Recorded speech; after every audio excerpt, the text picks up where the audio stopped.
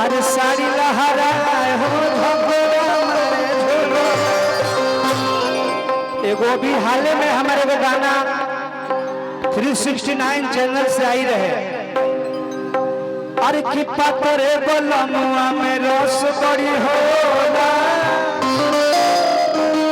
ए पिंकी एगो औरत कहते के सखी ए पिंकी अरे की हमरा पिया में कोनो ना जो रहा बा। अरे सब गुण सब भरा लथोरा थोरा। अरे हमरो सजनवा तलाव ना भोला। जल बताले तलाव। और क्या करता है सखी? अरे पप्पा तोरे बलमुआ में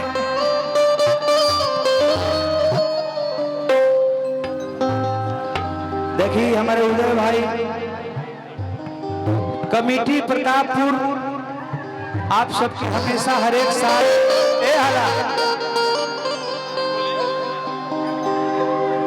हर एक साल आप सब इतना प्यार दिले पूरे प्रतापपुर कमेटी के।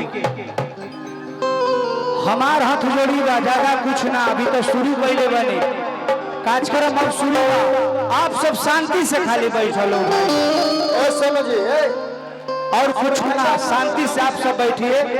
इधर भी हमारे भैया लोग नौजवान प्रशासन लोग भी आप लोग इतना सपोर्ट कर रहे हैं भाई साहब। लव यू कि तोर मजनुआ रंगबाज के हेलो थाना दीवाना प्यार से प्रशासन करता। प्रमोद जी हेलो आप लोग पीछे रहिए बैठ जाइए प्लीज प्लीज प्लीज भाई साहब पीछे पीछे पीछे मेरे लिए हेलो पूरे कमेटी के लिए आप लोग पीछे हो जाइए। आप लोग प्रमोद जी से प्यार कर रहे हैं तो पीछे हो जाइए। जे भैया प्रमोद जी से प्यार कर रहे हैं पीछे हो जाइए। अब मंच के पीछे जितना लोग खड़ा था मंच पर से हटने हुए से खाली करी मंच पर से। साउंड साइड फिर से साउंड दबता प्रशासन के लोग अरे झुलुठियाए बलगवारा कई भाव है बाबू ए आया। अरे किपा करे बलमुआ में अरे रस बड़ी होला। ए मास्टर कहे के भाव कि हमरा पिया के कबनो ना छोड़ा कि सब गुण सब भरा थोड़ा थोड़ा। हमरा सजनवा तलाव अरे जल बताले तलाव पप्पा तोरे बलमुआ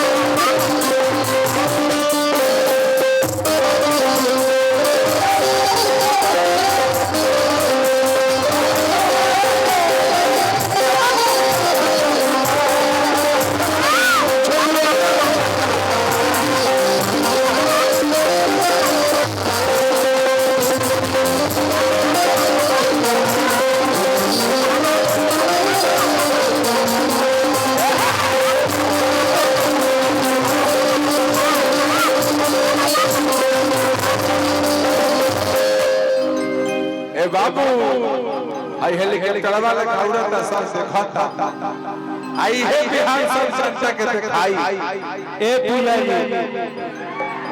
कि जब बंगालो प्यार वाला चोर हम तो जाने पलंगिया पलो मत दे ताजा सजनवा हम किस किस का जुआ कि जब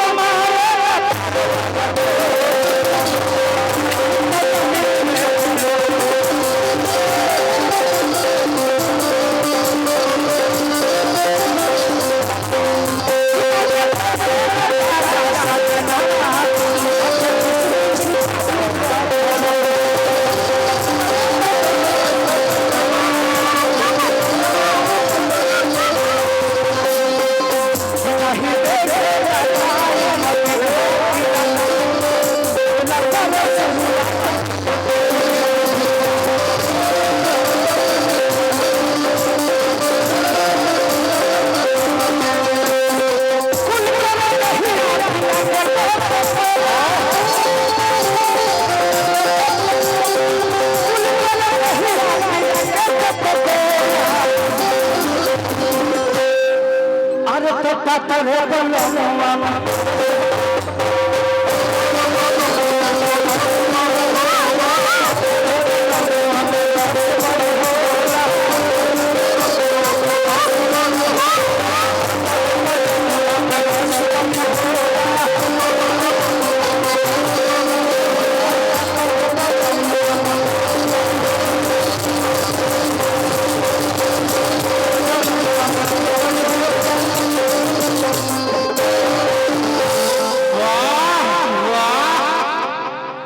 जोरदार ताली बजा दीजिए।